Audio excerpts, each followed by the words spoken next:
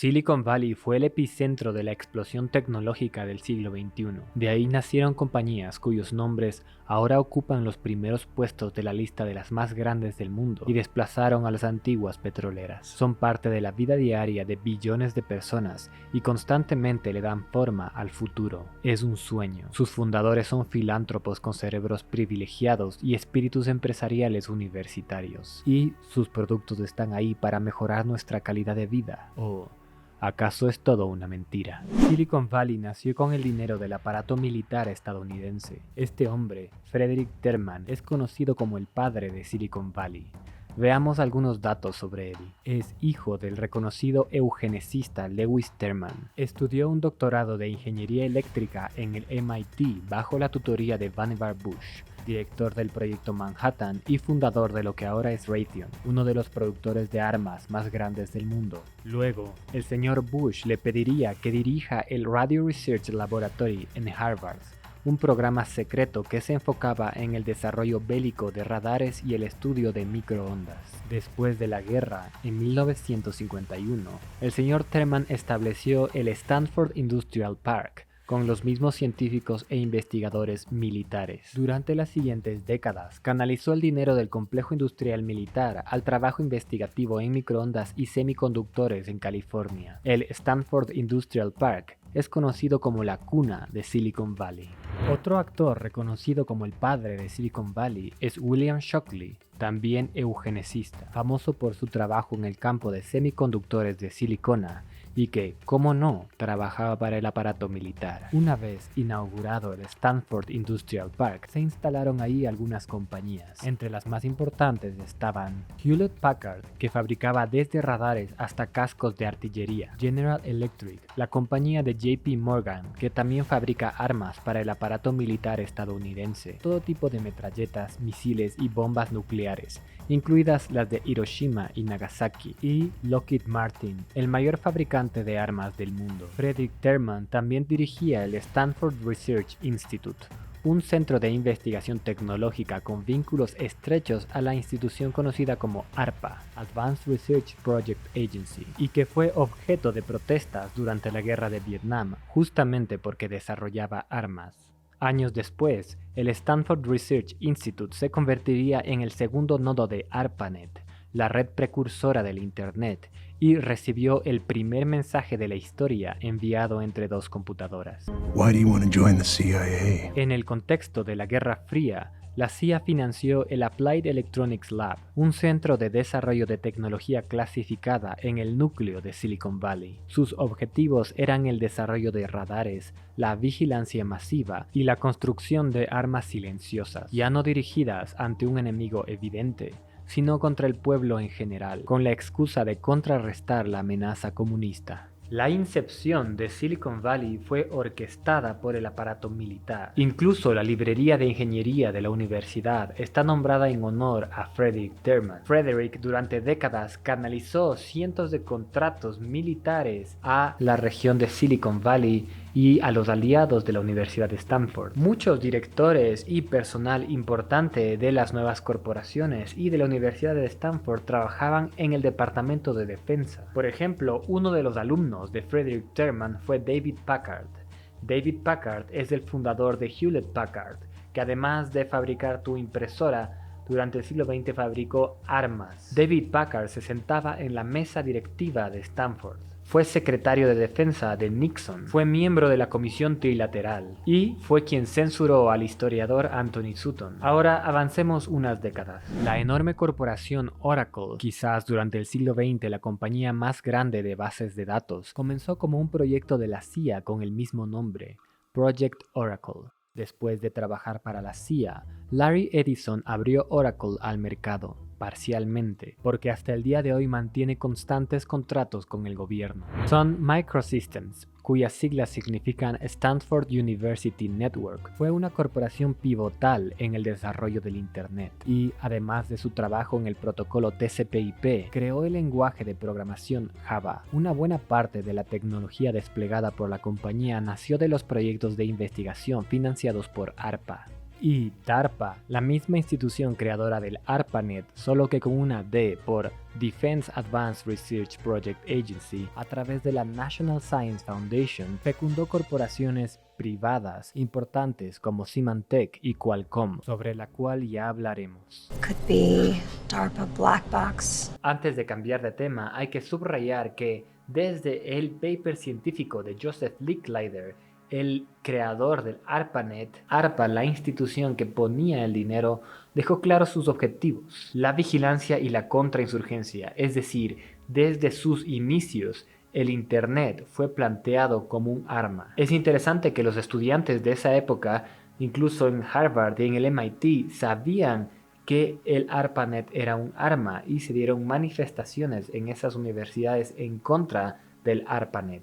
Continuemos. En los 90s, la CIA se encontraba trabajando en un proyecto conocido como Birds of a Feather, que buscaba rastrear la actividad de los usuarios en Internet. Anticipándose a la era del Big Data, la CIA también buscaba integrar la enorme cantidad de datos con un sistema de búsquedas optimizado. Así se fundó el Stanford Digital Libraries Project y se otorgó subvenciones para estudiantes de posgrado de Stanford que estuvieran trabajando en el tema. Dos de ellos eran Larry Page y Sergey Brin. How did you know? Google.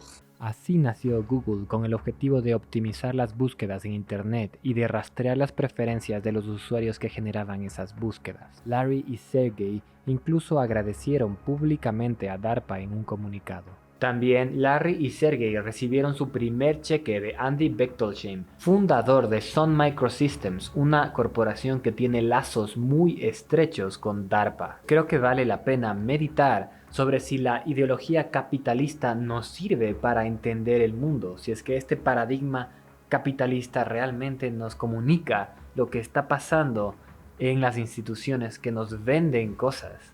En el caso específico de Google, el paradigma capitalista nos dice que Google nos vigila para dirigirnos marketing acertado y necesita saber qué es lo que nos gusta, nuestras actividades, nuestras formas de ser, con el objetivo de ganar dinero.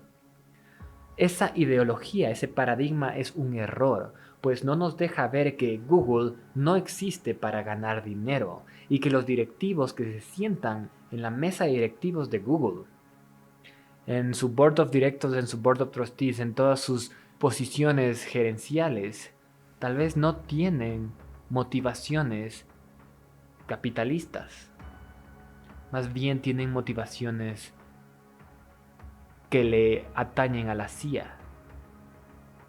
Google está ahí para vigilarnos, para la CIA, no para ganar dinero. Y eso requiere un cambio de paradigma, una diferente forma de ver a las corporaciones, entender a Google y a la CIA como una misma maquinaria de poder. Google tiene contratos con la NSA, con el Pentágono y con la NASA. Y hay quienes reportan que los jets privados de los ejecutivos de Google parquean en el hangar de la NASA y que el Departamento de Defensa provee la gasolina. Entre las varias cooperaciones con el gobierno está una herramienta de búsqueda mejorada para la NSA, acceso privilegiado a Google Earth para el FBI y para el Pentágono, el no ubicar a Palestina en Google Maps y deshabilitar los mapas de tráfico en Gaza a pedido de las fuerzas militares israelíes. Jimmy got a job at Google. Yeah, it's catchy, I know. Google ganó un contrato junto a Lockheed Martin para vigilar totalmente a Irak. El Estado Islámico produce sus armas en Irak. ¿Qué nos dice eso sobre el terrorismo? O bien Google no vigila correctamente y no hace bien su trabajo, o Google y Lockheed Martin permiten que el Estado Islámico adquiera sus armas en Irak. Ahora les presento a In-Q-Tel, que es literalmente una rama de la CIA que se dedica a canalizar capital de riesgo a empresas de tecnología. Esta es la página oficial de In-Q-Tel, este es su portafolio. Miren el tipo de empresas que reciben dinero de In-Q-Tel: Digital Intelligence, Compute Microelectronics, Biotechnology, Mass Biotechnology, Space, Digital Intelligence con inteligencia artificial, muy interesante, Biotechnology, Materials Manufacturing, Microelectronics sensores, más inteligencia artificial, power and energy, communications, space, biotech, más biotecnología. Y 10 páginas después, la cantidad de empresas financiadas por la CIA que están en la cresta de la ola de la tecnología es impresionante.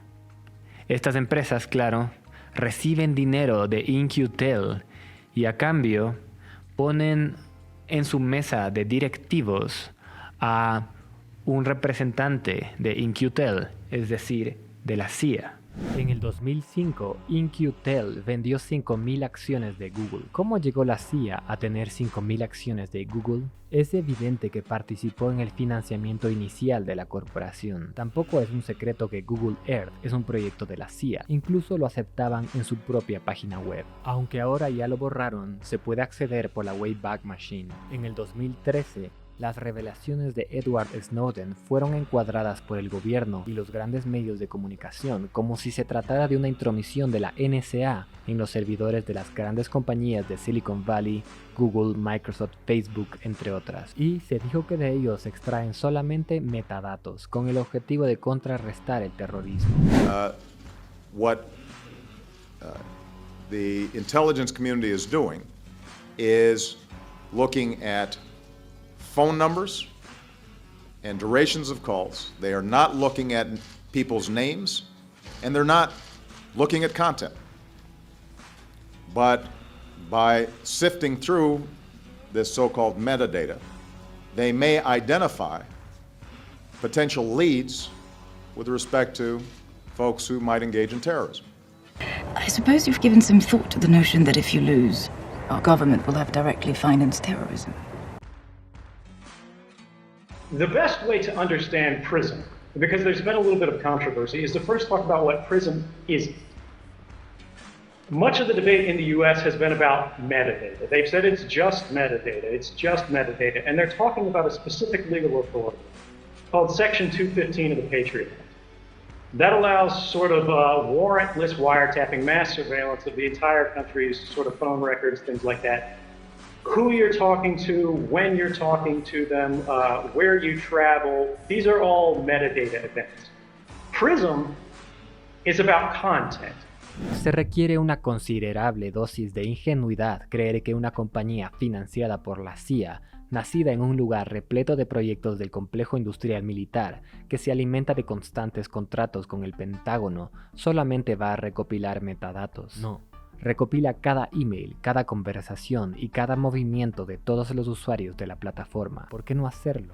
Un año después, un email del 2014 reveló que el directivo de Google, Sergey Brin, y el jefe de la NSA, Keith Alexander, se trataban amistosamente con el nombre de pila y que colaboraron en un proyecto secreto llamado Enduring Security Framework. Esto, a la luz del programa PRISM, que transparentó cómo la NSA vigila a la población entera, nos debe llevar a preguntarnos dónde comienza y dónde termina la CIA.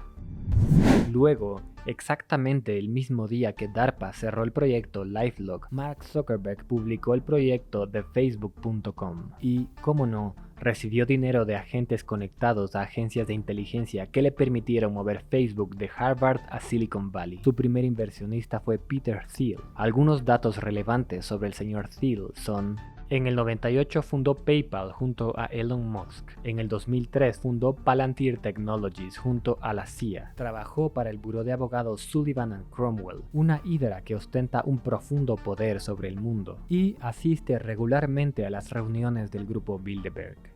Después del capital inicial de Peter Thiel, Facebook recibió 12.5 millones de Jim Breyer y de su fondo Accel Partners. Breyer es un billonario miembro del Foro Económico Mundial y del Consejo de Relaciones Exteriores. Es exdirector de la National Venture Capital Association junto a Gilman Louie, CEO de In-Q-Tel. Breyer también fue director de BBN Technologies, la compañía que implementó el ARPANET y que ahora produce armas. En la mesa de directivos de BBN se sientan agentes del Departamento de Defensa y de DARPA. Este es el logo de la Information Awareness Office, una rama de DARPA cuyo objetivo es transparente, la vigilancia y el control total sobre la población.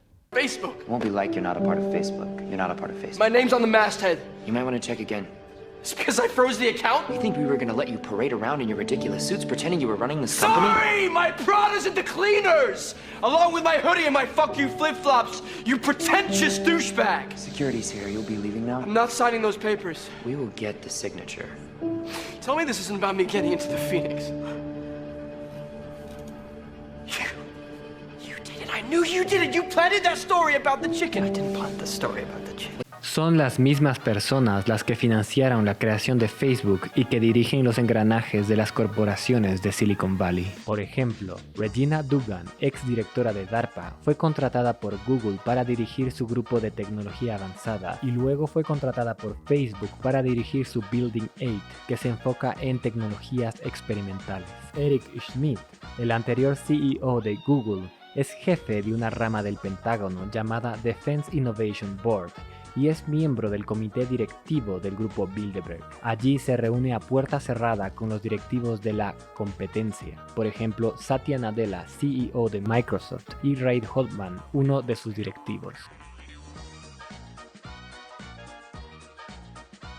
Right now, Dr. Heffel is in a secret meeting with a 4-star general and a whole gaggle of scientists. El grupo Bilderberg es una reunión anual de mafiosos que se juntan secretamente desde 1954. Fue fundado por el príncipe nazi Bernard de Holanda y el poderoso David Rockefeller. ¿Qué hacen las personas más influyentes del mundo reuniéndose en secreto? Estoy seguro de que no hablan de fútbol. What we're afraid of several years from now is the terrorists both hit their encryption button on the telephone, and even though we have access, we can't understand what they're saying on a real-time basis. We're in favor of strong encryption, robust encryption. We just want to make sure we have a trapdoor and a key under some judge's authority where we can get there if somebody's planning a crime. ¿Quién podría estar planeando un crimen?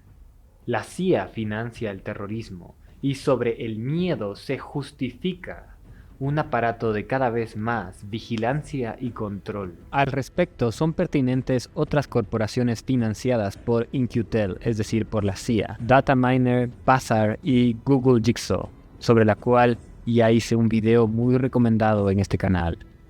Las tres juntas logran algo similar a lo que sucede en Minority Report, básicamente predicción y control de la acción humana.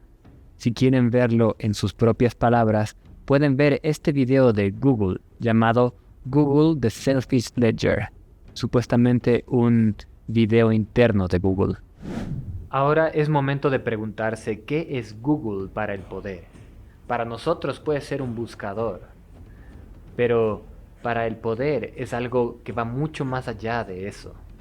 Para nosotros Facebook, Microsoft son corporaciones que nos ofrecen servicios. ¿Qué es Silicon Valley para el poder? Es un conjunto de instituciones que les permiten ver y dirigir lo que sucede en el mundo. Este es un archivo del Departamento de Defensa de los Estados Unidos, Information Operations Roadmap. Está firmado por Donald Rumsfeld, el secretario de Defensa, y describe actividades que deberían llamarnos la atención. Psychological Operations, PSYOPs, Operation Security, Electronic Warfare, Military Deception y Computer Network Operations. Tan amplio es el abanico de actividades del aparato militar en el tema informático. Las Psychological Operations incluyen el generar crisis a partir de posts en redes sociales. Y el Electronic Warfare es un tema que topamos al comienzo de este video. ¿Recuerdan que Silicon Valley fue fundado por la investigación en microondas? Bueno, eso no ha parado. Constantemente están investigando armas que trabajen en el espectro electromagnético. Ahora terminemos con una pequeña nota sobre el Internet. El Internet fue diseñado como un arma de vigilancia y control, en un inicio para la guerra de Vietnam y la Guerra Fría. Luego continuó sus actividades dirigiéndolas contra la población en general. Las corporaciones de Silicon Valley son una extensión del aparato militar y nunca dejaron de producir armas. Hola, si llegaste hasta aquí te agradezco mucho por tu atención. Y si quieres conversar sobre las fuentes o quieres conversar conmigo sobre temas similares, te invito a unirte a la comunidad de Patreon y a apoyar este canal. La verdad, tu apoyo es necesario y muy bienvenido. Puedes encontrar los links en la descripción. También tengo el gusto de contarte que voy a sacar un curso sobre la historia oculta de la tecnología. Si te interesa, llena el formulario que voy a dejar en los comentarios o escríbeme a academiablockchain@gmail.com.